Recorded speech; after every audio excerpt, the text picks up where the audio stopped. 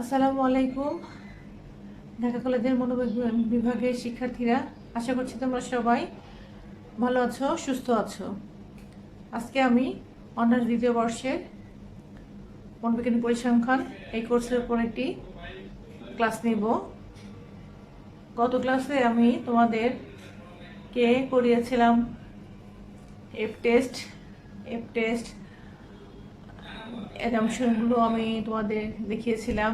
F টেস্টের সাথে টি টেস্টের ডিফারেন্স কি, বা কখন আমরা এফ টেস্ট করব, কেন টি টেস্ট করব না, এই জিনিসগুলো একটু বলেছিলাম। আমার ধারণা আশা করছি তোমরা সবাই ওই বিষয়গুলো আয়ত্ত করতে সক্ষম হয়েছ। আজকে আমি তোমাদেরকে দেখাবো এফ টেস্টের একমুখী ভেদাঙ্ক বিশ্লেষণ। এফ টেস্টের ভেদাঙ্ক বিশ্লেষণ আমি বলছি, ভেদাঙ্ক বিশ্লেষণ আসলে তিন ধরনের। এক বা একাধিক শ্রেণী বিন্যাসের মাধ্যমে ভেদাঙ্ক বিশ্লেষণ করা হয়ে থাকে। এর তিনটা উপায় হলো একমুখী ভেদাঙ্ক বিশ্লেষণ, দ্বিমুখী ভেদাঙ্ক বিশ্লেষণ এবং ত্রিমুখী ভেদাঙ্ক বিশ্লেষণ। আজকে আমরা একমুখী ভেদাঙ্ক বিশ্লেষণ এই মেথড অ্যাপ্লাই করে কিভাবে এফ টেস্ট নির্ণয় করা হয় বা সেই সম্পর্কে আলোচনা করব, বা এই মেথড ইউজ করে আমরা এফ টেস্ট নির্ণয় করব। একটু আবার জেনে নিই একমুখী ভেদাঙ্ক বিশ্লেষণটা কি। যখন কোনো তথ্য সারির মানগুলোকে একটি বিশেষ বৈশিষ্ট্য বা উপাদানের ভিত্তিতে শ্রেণীবিন্যাস করা হয় তখন তাকে বলে একমুখী ভেদাঙ্ক বিশ্লেষণ। ঠিক আছে, তাহলে আমরা দেখি কি একটি অনির্ভরশীল চলের উপরে বা কি হয়, একটা অনির্ভরশীল চলের উপরে ভিত্তি করে অনেকগুলো মাত্রা, তিন বা ততোধিক মাত্রার প্রভাব দেখা হয়। দেখো, আমি একটা অঙ্ক তোমাদের বোর্ডে দিয়েছি। শিক্ষণের উপর শিক্ষণ পদ্ধতির প্রভাব দেখার জন্য একটি পরীক্ষণে নিম্নোক্ত তথ্য পাওয়া গেল। 5% অর্থবহতার মাত্রায় শিক্ষা পদ্ধতির প্রভাব যাচাই করো। এখানে দেখো, শিক্ষণ অনির্ভরশীল চল হচ্ছে একটা শিক্ষণের উপরে শিক্ষা পদ্ধতির কতগুলো প্রভাব। শিক্ষা এই পদ্ধতিগুলো মানে ওই চলের তিনটা মাত্রা, শিক্ষণ পদ্ধতি 1, 2, 3, তবে কি তিন বা ততোধিক মাত্রা আছে। একটা অনির্ভরশীল চলের যখন তিন বা ততোধিক মাত্রা থাকবে তখন সেটা হয়ে যাবে হচ্ছে ওয়ান ওয়ে অ্যানালাইসিস টেস্ট। তারপরে অনির্ভরশীল চল থাকবে একটি, তার তিন বা তিনের অধিক মাত্রা থাকবে। তো এই অঙ্কটা দেখো বোঝা যাচ্ছে, তাহলে এটা হচ্ছে একমুখী ভেদাঙ্ক বিশ্লেষণ। কারণ আমরা জানলাম যে একমুখী ভেদাঙ্ক বিশ্লেষণে একটি অনির্ভরশীল চলের তিন বা ততোধিক মাত্রা থাকে। তাহলে আমরা আগের মতোই একটু দেখব যে কি হয়। টি টেস্টের সময় যেন আমরা অনেকগুলা হাইপোথিসিসের প্রকল্প প্রণয়নের যে ধাপগুলো আমরা অনুসরণ করছি, এখানেও তাই করতে হবে। স্টেপ 1 দেখো, স্টেপ 1-এ কি আছে? স্টেপ 1 হচ্ছে হাইপোথিসিস আমরা ফরমেশন করি, তাই না? তা হাইপোথিসিস ফরমেশনে আমরা কি দেখি? হাইপোথিসিস ফরমেশনে আমরা দেখি হচ্ছে প্রথমে আগে নাল হাইপোথিসিস ঠিক করি এবং অল্টারনেটিভ হাইপোথিসিস ঠিক করি। তাহলে নাল হাইপোথিসিসটা কি হচ্ছে? তিনটা শিক্ষণ পদ্ধতির উপর কোনো পার্থক্য নাই, তাই না? কি শিক্ষণ পদ্ধতির তিনটির মধ্যে তাৎপর্যপূর্ণ পার্থক্য নাই। যেহেতু নাই, দ্যাট মিনস আমরা μ1 যদি ধরি, μ1 = μ2 = μ3, যখন কোনো জিনিসের পার্থক্য নাই দ্যাট মিনস সেটি সমান। এই জন্য নাল সিস্টেমে আমরা কি লিখেছি? μ1 = μ3, μ2 = μ3, মানে পার্থক্য নাই। যখন কোনো জিনিস সমান হয়, সমান, তারপরে কোনো পার্থক্য নাই। আর যখন দেখো অল্টারনেটিভ বা বিকল্প প্রকল্পে আমরা লিখছি μ1 = μ2, বিকল্প কি লিখছি? μ1 not equal to μ2 not equal to μ3। Not equal to মানে সমান না, তো সমান না মানে পার্থক্য আছে। তারপরে এটা থেকে এটা বড় বা ছোট রকম হতে পারে। দেখো আমি পাশে লিখছি পার্থক্য আছে, দ্যাট মিনস কিসের পার্থক্য আছে? তিনটি শিক্ষণ পদ্ধতির মধ্যে পার্থক্য আছে। এটা হচ্ছে আমরা স্টেপ 1।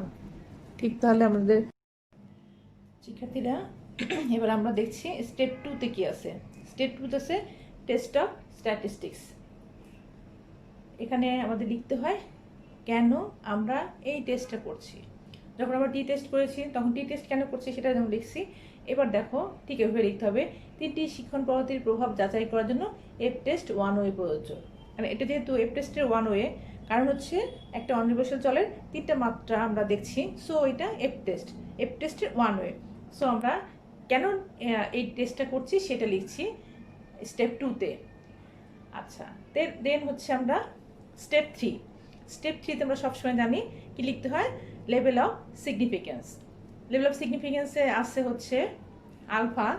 আলফা কিন্তু আমাদের অঙ্কে দিয়ে দিয়েছিল, মূল অঙ্কটা দেখে লেখা ছিল আলফা ইকুয়াল টু 0.05 অর্থগত মাত্রা এইগুলো যা পদ্ধতিগুলোর যা শিক্ষণ পদ্ধতির প্রভাব যাচাই করো। তাহলে আলফা ইকুয়াল টু 0.05, যদি না দেওয়া থাকে তাহলেও 0.05 লিখবে, যদি উল্লেখ করে দেওয়া থাকে আলফা ইকুয়াল টু 0.01 তাহলে সেটা লিখবে। তাহলে এখানে যেহেতু উল্লেখ করা ছিল আলফা ইকুয়াল টু 0.05, আমি সেটাই লিখলাম। এফ টেস্টের ডিএফ বা স্বাধীনতা মাত্রা 2টা থাকে, একটা হচ্ছে ডিএফ1 হচ্ছে K-1, মানে যতগুলো কলাম থাকবে এই অঙ্কটা যেই কটা কলাম থাকবে সেই কলাম -1 K-1। এখানে আমাদের শিক্ষণ যে পদ্ধতিগুলো ছিল 3টা কলামে ছিল, কিন্তু শিক্ষণ পদ্ধতি 1, শিক্ষণ পদ্ধতি 2 এবং শিক্ষণ পদ্ধতি 3। সো ডিএফ মানে 3টা কলাম ছিল, তাহলে K3 - 1 ইকুয়াল টু তাহলে 2 হলো। আর ডিএফ2 হচ্ছে n - k। n - k কেন হচ্ছে? n হচ্ছে টোটাল n, তো আমরা সবসময় জানি কতগুলো উপাত্ত তথ্য কতগুলো দেওয়া ছিল, তাই না? কতগুলো ডেটা দেওয়া ছিল। তখন শিক্ষণ পদ্ধতি 1-এ ছিল তোমার 4টা তথ্য, তারপরে হচ্ছে শিক্ষণ পদ্ধতি 2-তে ছিল 4টা, আর শিক্ষণ পদ্ধতি 3-তেও ছিল 4টা, তাই তো? আমরা অঙ্কটা দিয়েছিলাম তখন কিন্তু দেখো এরূপে লেখা ছিল। তাহলে দেখো টোটাল n হচ্ছে 12, সেই জন্য n এগুলো 12 লিখছি। -k তো অবশ্যই কলাম 3টা, সো 3, সো 9 আসছে। তাহলে আমরা ডিএফ1 এবং ডিএফ2 পেলাম। আমি কিন্তু বলেছিলাম টি টেস্টের সময় ডিএফ হচ্ছে একটা ডিএফ, আর এফ টেস্টের সময় ডিএফ হচ্ছে 2টা। টি টেস্টের সময় হচ্ছে কি বলে n1 + n2 - 2 অথবা n-1 এরকম ছিল, তাই না? ডিএফ কিন্তু একটা থাকে ওখানে, আর এফ টেস্টের সময় ডিএফ থাকে 2টা। যাই হোক, দেন কি হচ্ছে স্টেপ 4। স্টেপ 4-এ আমরা কি দেখি, ক্রিটিক্যাল রিজিয়ন বা সংশয় এলাকা, এটা আমরা নির্ধারণ করে রাখি, এটা লিখে রাখি। তা দেখো এখানে কি লিখতেছি আগের মতোই। এই স্টেপগুলো কিন্তু প্রত্যেকটাই তোমার প্রতিটা অঙ্কের জন্য এই স্টেপগুলো তোমাকে ফলো করতে হবে। টি টেস্টের ক্ষেত্রেও তাই, এফ টেস্টের ক্ষেত্রেও তাই। তোমার যখন অপরমাত্রিক করবে দেখবে অপরমাত্রিক টেস্টের সময় এই স্টেপগুলো তোমাকে ফলো করতে হবে। এই স্টেপগুলো হচ্ছে প্রকল্প যাচাইয়ের যে ধাপগুলো তোমাদের শিখিয়েছিলাম সেই স্টেপগুলো। যাই হোক, স্টেপ 4 হচ্ছে ক্রিটিক্যাল রিজিয়ন। এখানে হচ্ছে আমরা টেবিল মানটা আমরা কত পাই সেই জিনিসটা লিখে রাখতে হয়। দ্যাট মিনস ডিএফ1 = 2, এই যে 2, আর ডিএফ2 হচ্ছে এই 9, এবং আলফা = 0.05 মাত্রায় এফ এর টেবিল মান। তোমাদের আমি আগে বলেছি টি টেস্টের সময় যে আমাদের একটা লগ বই থাকে বা প্রত্যেকটা বইয়ের পিছনে টেবিল মান দেওয়া থাকে। প্রত্যেকটা টেস্টের জন্য আলাদা আলাদা টেবিল মান থাকে। টি টেস্টের সময় জন্য যেমন টেবিল মান আছে, এফ টেস্টের জন্য টেবিল আছে। তোমরা বইয়ের পিছনে দেখবে এফ এর জন্য একটা টেবিল আছে, ওখানে তুমি দেখবা ডিএফ1 এবং ডিএফ2 এবং আলফা অনুযায়ী একটা টেবিল মান তুমি পাবা। সেই মানটা আমি দেখেছি, এটা আছে 4.26। এখন 4.26 যেটা পাইলা, এটা হলো আমার কি মান, টেবিল মান। আমাদের নির্ণীত এফ এর মান, আমাদের নির্ণীত এফ মান মানে আমি তো স্টেপ 5-এ গিয়ে ক্যালকুলেশন করবো, তাই না? স্টেপ 5-এ ক্যালকুলেশন হয়, সেই ক্যালকুলেট করে আমি কিন্তু একটা এফ এর মান পাবো। আমাদের নির্ণীত এফ এর মান, টেবিল মান এই যে যেটা পেলাম 4.26 এর সমান বা যদি বড় হয় তাহলে এইসও বর্জিত হবে। কি হয়, ক্রিটিক্যাল রিজিয়নে আমরা এই তুলনাটা করে রাখি যে টেবিল মানের সাথে আমাদের নির্ণীত এফ মান, অথবা টি টেস্টের সময় আমাদের নির্ণীত টেবিল টি মান, যেহেতু এখন এফ করছি এই টেবিল মানের সাথে আমাদের নির্ণীত এফ মান, দ্যাট মিন আমাদের ক্যালকুলেশন ভ্যালু এর তুলনা হবে। যদি এই এফ এর মান টেবিল মান সরি টেবিল মানের সমান বা বড় হয়, তাহলে এইচও বর্জিত হবে। তাহলে আমরা নেক্সট যাচ্ছি স্টেপ 5-এ। স্টেপ 5-এ আছে ক্যালকুলেশন বা হিসাবকরণ বা কি বলো কম্পুটেশন যাই বলো, এটা আমরা দেখব। এখন হচ্ছে আমরা মূল ক্যালকুলেশনে চলে যাই। অঙ্কটা কিন্তু আমরা এখনো শুরু করিনি, এখন আমি অঙ্ক শুরু করব এবং এই ক্যালকুলেট করে আমরা একটা মান পাবো। যেই মান অনুভব করব সেই মানের সাথে আমরা এই 4 to 6-এর সাথে বা টেবিল মানের সাথে তুলনা করব এবং সিদ্ধান্ত নিব। ঠিক আছে, আমরা নেক্সট স্টেপে চলে যাই, স্টেপ 5। শিক্ষার্থীরা, এরপর আমরা স্টেপ 5 আসলাম। আমি দেখো তোমাদের যে অঙ্কটা দিয়েছিলাম সেটাকে তুলেছি পদ্ধতি 1, এটাকে আমি x1 ধরেছি। তো দেখো ওখানে ডাটা ছিল 3243, তো সামেশন 12 আসছে, সামেশন 12। তারপরে এই x1 ধরলাম, পদ্ধতি 1কে আমি x1 ধরে নিয়েছি, ওইটাকে আমি x মানে জাস্ট করলাম, বর্গ করলাম, তাহলে x1 স্কোয়ার বর্গ করলে যা আসে দেখো সামেশন, তাহলে যা আসছে x1 স্কোয়ার 38 আসছে। তারপরে আমি লিখছি পদ্ধতি 2, এই পদ্ধতি 2কে আমি x2 হিসাবে ধরে নিয়েছি। x2 হিসাবে এগুলো ধরে নিচ্ছি যাতে কাজ করার সুবিধা হবে, ক্যালকুলেশন ইজি হয়। পদ্ধতি 2কে আমি x2 ধরেছি। এখানে পদ্ধতি 2-র মানগুলো ছিল 5635, সামেশন ওইটাকে যোগ করলাম, তখন সামেশন x2 আসলো 19। তারপরে এই x2-র আমি স্কোয়ার করে ফেললাম, x2 স্কোয়ার 25, 36, 9, 25। নেক্সট হচ্ছে x3 বা পদ্ধতি 3 যেটা 3, ওটাকে আমি x3 ধরেছি, তাহলে ওটার মানগুলো ছিল 6, 4, 2, 4। ঠিক আছে, এখন x3-কে আমি স্কোয়ার করেছি 36, 16, 4, 16। ঠিক আছে, এটা তো নর্মাল যেই আমাদের যেই মানগুলো দেওয়া ছিল, তিনটা পদ্ধতি, তিনটা শিক্ষক পদ্ধতি, পদ্ধতি 1, পদ্ধতি 2 এবং পদ্ধতি 3-র মানগুলো লিখে সামেশন করেছি এবং ওগুলো স্কোয়ার করে সামেশন করেছি। তারপরে দেখো নিচে আমি লিখেছি এখানে এন হচ্ছে তিনটা দলের n1, n2 এবং n3, তাহলে এটা হচ্ছে টোটাল n, এটা বড় হাতে ক্যাপিটাল লেটারে n লিখেছি। আর যেটা প্রত্যেকটা দলেরগুলোকে আমি n1, n2 মানে প্রথম দলের জন্য n1, দ্বিতীয় দল তো না পদ্ধতি 1 n2 এবং তৃতীয় পদ্ধতির জন্য n3, এই টোটালটা আসছে 12।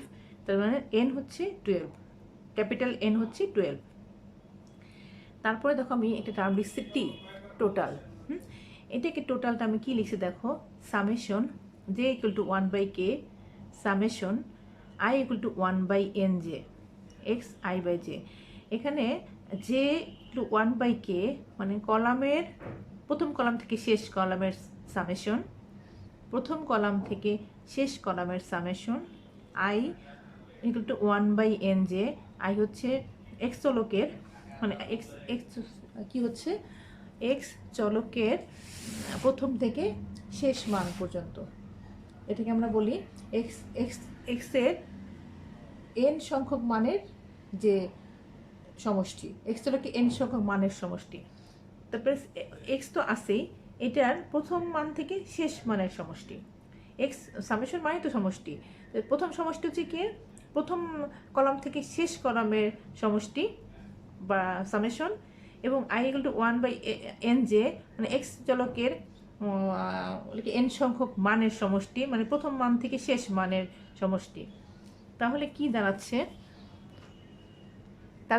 কি এর প্রথম কলামের x1, তাই মানে আবার কিন্তু দেখো প্রত্যেকটা যদি ধরি n হিসেবেও আসতেছে, i = 1/n। দ্যাট মিনস প্রত্যেকটা x চলকের এই চলকগুলোর প্রথম মান থেকে শেষ মানও আসতেছে, প্রথম কলাম থেকে শেষ মানও আসতেছে। তার মানে কি এইগুলোর যোগফল, এইটার যোগফল। তার মানে সামেশন x1, সামেশন x2 এবং সামেশন x3। তাহলে এই তিনটা 12, 19 এবং 16 এ যোগ করলাম। এটাকে আমরা টি দ্বারা প্রকাশ করতেছি বা টি টোটাল হিসেবে রাখছি। ধরে এই মানগুলোকে আমি টি হিসেবে রাখলাম, যাতে আমি পরে টি দিয়ে লিখতে পারি। বরাবর এটা লেখাটা কঠিন হয়ে যাচ্ছে, ঠিক আছে? এটাকে যদি তুমি এটা দিয়েও করো তাও হয়, কিন্তু আমি এটাকে টি হিসাবে লিখে রাখলাম, টোটাল হিসেবে লিখে রাখলাম। এটা আবার বলছি, প্রথম মান কলামের প্রথম মান থেকে শেষ মান এবং এক্স চলকের প্রথম মান থেকে এন যে মানে শেষ মানের এক্স চলকে এন সংখ্যক মানের সমষ্টি। এন সংখ্যক মানে আমার 3টা মান আছে, তাহলে প্রথম মান থেকে শেষ মানের সমষ্টি হচ্ছে এইগুলা। ঠিক একইভাবে দেখো এবার লিখেছি summation J 1/k summation i = 1/n x square I J. X square মানে এখন হচ্ছে এই মানগুলোর যোগফল। Summation x1 square, summation x2 square এবং সামেশন x3 স্কোয়ার, এই মানটা আসছে আমার 205। এটাকে আমি আর কিছু লিখলাম না, এভাবেই লিখে রাখলাম। Summation x square I J. আগে যেমন এটাকে আমি টি দ্বারা লিখে রাখছি, এখানে আর কোনো মান দিইনি, জাস্ট লিখে রাখলাম। তাহলে কি হলো, এখানেও কিন্তু তাই, প্রথম কলাম থেকে শেষ কলাম এবং আই এর প্রথম মান থেকে শেষ মানের স্কোয়ার। আর এটা হচ্ছে স্কোয়ার না, শুধু x, summation x, summation x2, summation x3। আর এগুলো হচ্ছে summation x1 square, summation x square 2 আর সামেশন x3 স্কোয়ার। ঠিক আছে, এখন দেখো কি লিখলাম, j = 1/k tj square by nj। কলামের প্রথম কলাম থেকে শেষ কলামের tj, টিটা কি মনে আছে? টিটা কি? টিটা হচ্ছে এই একটা টি না, এই সব যদি হয়, আমি যখন একটা লিখছি সামেশন x1, এটা কিন্তু একটা tj, তাই না? মানে একটা মান is square divided by N J. যেটাও কি এন এর প্রথম মান থেকে শেষ মানকে আমি প্রত্যেকটা আলাদা n1 n2 n3 না লিখে জে লিখছি। তাহলে এই summation x1 whole square by n1, এটা কি টি জে, এটি একটা দলের ছোটোটা মানে প্রত্যেকটা আলাদা যদি করি সেটার স্কোয়ার। তাহলে দেখো 12 এটার স্কোয়ার, তারপর এটা হচ্ছে 19 স্কোয়ার বাই এখানে n2 হচ্ছে 4, এখানেও 16 স্কোয়ার বাই n3 হচ্ছে 4। তো এই মানটা আসতেছে কত? ক্যালকুলেশন করেছি, স্কোয়ার করেছি, তাহলে 190.25 আসছে ক্যালকুলেশন করে। তোমরা বুঝতে পারলা কিনা? ঠিক যেটা বুঝলা কিনা, প্রত্যেকটা আলাদা। আগে কিন্তু আমি যোগ করে এত পেয়েছি, এখন এইটাকে এন টোটাল এন, এটার এন দিয়ে ভাগ, এটার এন দিয়ে ভাগ, এখানে n1 n2 এবং n3, n1 কিন্তু প্রত্যেকবার 4, এখানে কিন্তু 4 5 5 6 যা কিছু হতে পারতো। যদি এটার n3 6 হতো তাহলে 6 দিয়ে ভাগ করতাম, তাহলে tj square divided by nj, মানে প্রত্যেকটা n আলাদা আসে। তারপর পরের টার্মটা দেখো, কারেকশন বা সিটি, আমি এটি কারেকশন টার্ম লিখছি, equal to T square N. আচ্ছা, আমরা টি স্কোয়ার এন কি ভাবতে পারি কোনটা? এই দেখো আমি এটি কিন্তু টি লিখে রাখছি, এই মানটাকে আমরা টি, তারপরে এটার স্কোয়ার বাই এন, তারপরে এইটার স্কোয়ার বাই এন, এটাকে আমি এইটা না লিখে সরাসরি টি স্কোয়ার বাই এন লিখলাম। তা টি কত? 47, তো 47 স্কোয়ার, আর এন টোটাল এন হচ্ছে কত? 16 দিয়ে ভাগ করলাম। তারপরে এই টি স্কোয়ার মানে কিন্তু দেখো এই summation J 1/k summation i 1/nj, মানে এক্স আই জে যে মানটা, এইটা ডিভাইডেড বাই এন মানে 16 টোটাল মানটা, ক্যাপিটাল এন। কিন্তু আমি আর একবারই টি স্কোয়ার এন দিয়ে লিখে ফেললাম, কারণ আমি এইটাকে টি দিয়েই প্রকাশ করেছি। তাহলে টি স্কোয়ার বাই এন এত আসছে। এবার দেখবো আমরা নেক্সট কি হয়। এফ টেস্ট একটু বোঝার চেষ্টা করতে হবে, জিনিসগুলো সোজা, কিন্তু তোমাদের প্রথমে একটু হয়তো কঠিন লাগছে যে কোনটা কি। আমরা একটু যাই নেক্সট ধাপে যাই। নেক্সট আমরা বের করলাম SSBG, that means sum of square between group. এখানে আমরা TJ square divide by N J, যে এগুলো 1/k থেকে মাইনাস টি স্কোয়ার এন। তার মানে কি এই যে মানটা বের করেছিলাম 190, এটা থেকে এই মানটা বিয়োগ করে আমরা বিটুইন গ্রুপের ডিফারেন্সটা বের করলাম। তারপর হচ্ছে আমরা SSWG উইদিন গ্রুপ বা অন্তর্দলীয় যে গ্রুপের মধ্যে অন্তর্দলীয় যে পার্থক্য সেটা হচ্ছে SSWG বা সাম অফ স্কোয়ার উইদিন গ্রুপ। এখানে দেখো summation j equal to 1/k, summation i equal to 1/n, x square ij। x square ij এর মানটা কিন্তু আমরা বের করে রাখলাম, এই দেখো 205। তার থেকে tj স্কোয়ার বাই nj, এই যেটা বের করছিলাম tj স্কোয়ার বাই nj, সেই মানটার বিয়োগ ফল। তাহলে উইদিন প্রত্যেকটা আন্তর্দলীয় যে পার্থক্য সেটা কিন্তু বেরো যাচ্ছে। x স্কোয়ার ij থেকে tj x স্কোয়ার ij হচ্ছে এই মানটা, এটার থেকে ধর আমরা এইটার বলে প্রত্যেক দলে দলে প্রত্যেকটা থেকে বিয়োগ বা পার্থক্য হয়ে যাচ্ছে। আন্তর্দলীয় যে ডিফারেন্সটা সেই ডিফারেন্সটা বের করলাম। তো এখানে দেখো এই মানটা ছিল 8205 x স্কোয়ার ij, যেটা এর থেকে এই মানটার বিয়োগ ফল হচ্ছে আমরা SSWG।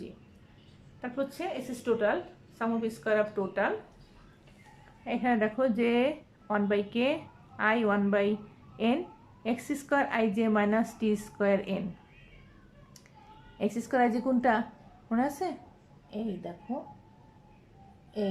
205, এই যে এটা, এর থেকে আমরা t স্কোয়ার n আগের বার বের করলাম, tj স্কোয়ার, এবার t স্কোয়ার, এই যে 184 এই মানটা, এটা হচ্ছে টোটাল। আসলে টোটালটা কিন্তু দেখো উইদিন গ্রুপ এবং বিটুইন গ্রুপের যোগফলও কিন্তু আসলে SS টোটাল হচ্ছে। এগুলো তোমার এখন হচ্ছে আমরা অ্যানোভা বা করবো, অ্যানোভা টেবিলে যাব।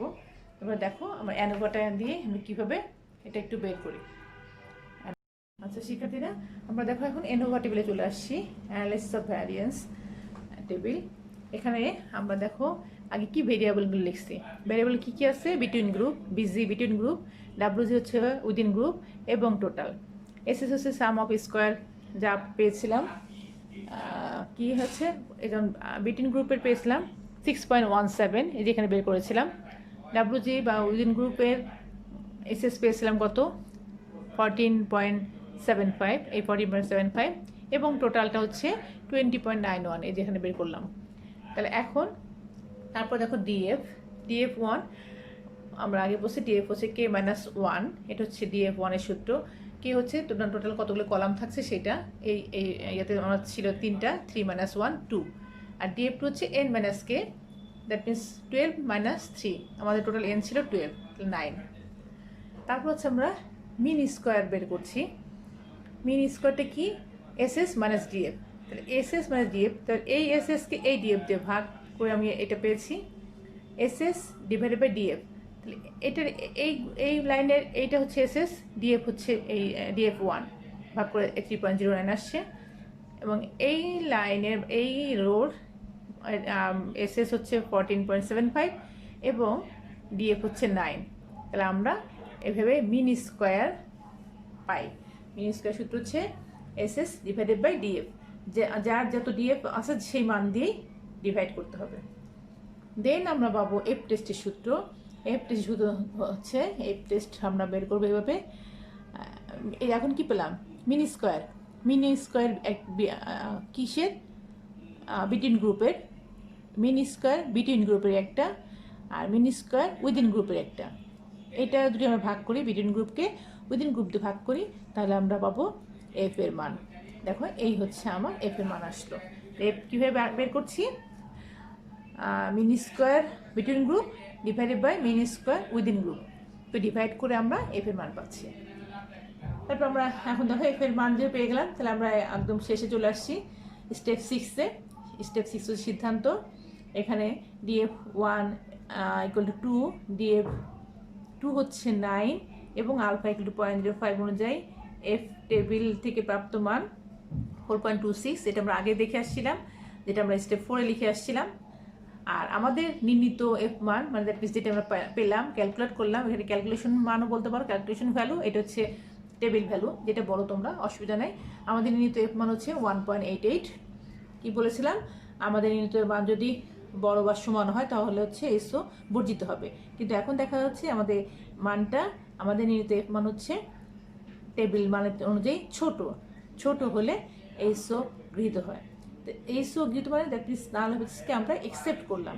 একসেপ্ট করলে আমরা এখন চিন্তা করি নাল হাইপোথিসিস আমরা কী লিখেছিলাম? আমরা নাল হাইপোথিসিস লিখছিলাম অর্থাৎ শিক্ষণের উপর শিক্ষণ পদ্ধতির প্রভাব অর্থবহ নয়, তাই না? আমরা কিন্তু সিদ্ধান্ত এভাবে লিখছিলাম যে এইসো সময় শিক্ষণের উপর শিক্ষণ পদ্ধতির প্রভাব অর্থবহ নয়। এখন দেখো আমরা কিন্তু সেটাই পেলাম, তাই না? তাহলে আমরা এইসো একসেপ্ট হচ্ছে এবং এইসো একসেপ্ট হলে এইটা হচ্ছে আমাদের মান পাচ্ছি। আমি আজকে যেহেতু এই অঙ্কটা অনেক বড়, আমি যদি সামনে গিয়ে গিয়ে করতাম তোমাদের মধ্যে আরেকটু প্রবলেম হতো কিনা, কারণ আমার জন্য অনেক সময় দেখা যায় না, এই জন্য আমি আজকে অঙ্কগুলো করেছি দেন ভিডিও করছি। অঙ্ক বোর্ডে লিখেছি তারপরে আবার তোমাদের ভিডিও বোঝানোর চেষ্টা করছি। আমরা নেক্সট ক্লাসে যখন আরেকটা করবো তোমাদের আরেকটু হয়তো বা সুবিধা হবে, নিজেরা বুঝে যাবে। তারপর নিজেরা একটু বইটা দেখবে, বই দেখে বোঝার চেষ্টা করবে।